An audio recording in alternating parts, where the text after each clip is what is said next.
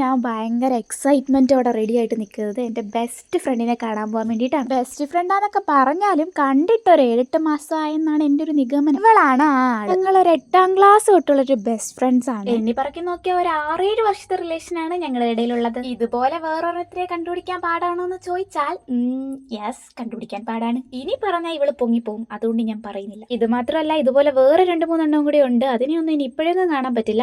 5 സ്ഥലത്തായതുകൊണ്ട് വല്ലപ്പോഴും കണ്ടാക്കും പറഞ്ഞാൽ ഞങ്ങൾ ഇങ്ങനെയൊന്നും അല്ലായിരുന്നു പ്ലാൻ ചെയ്തത്. +2 കഴിഞ്ഞ് ഒരുമിച്ച് പഠിക്കാൻ പോകണം, വേറെങ്ങും പോവരുത്, ഒരുമിച്ചേ പോവാവുള്ളൂ എന്ന് ഞങ്ങൾ ദൃഢനിശ്ചയം എടുത്തതാണ്. പക്ഷേ ഞങ്ങളുടെ പ്ലാൻ എല്ലാം നല്ല അന്തസ്സായിട്ട് ചീറ്റിപ്പോയി. ബാംഗ്ലൂരിൽ സെയിം സിറ്റിയിൽ സെയിം കോഴ്സ് തന്നെ വേറെ വേറെ കോളേജിൽ പഠിച്ചുകൊണ്ട് തന്നെ ഞങ്ങളുടെ പ്ലാൻ 8 നില പൊട്ടിപ്പോയി. അതൊക്കെ ഓർക്കുമ്പോൾ ഇപ്പോഴും ചെറിയ വിഷമങ്ങളൊക്കെ എനിക്കിങ്ങനെ ഉണ്ടാവാറുണ്ട്. ഇത് ഞാൻ വീട്ടിലോട്ട് വന്നപ്പോൾ കണ്ട കാഴ്ചയാണ്. നൗഫിയുടെ ഫേവറേറ്റ് മീനും മീൻ ടാങ്ങും അമ്മയുടെ കൈകൊണ്ട് തറയിൽ വീണ് പൊട്ടിപ്പോയി. കുറച്ച് മീനൊക്കെ കിട്ടി, കുറച്ച് മീനൊക്കെ ചത്തുപോയി.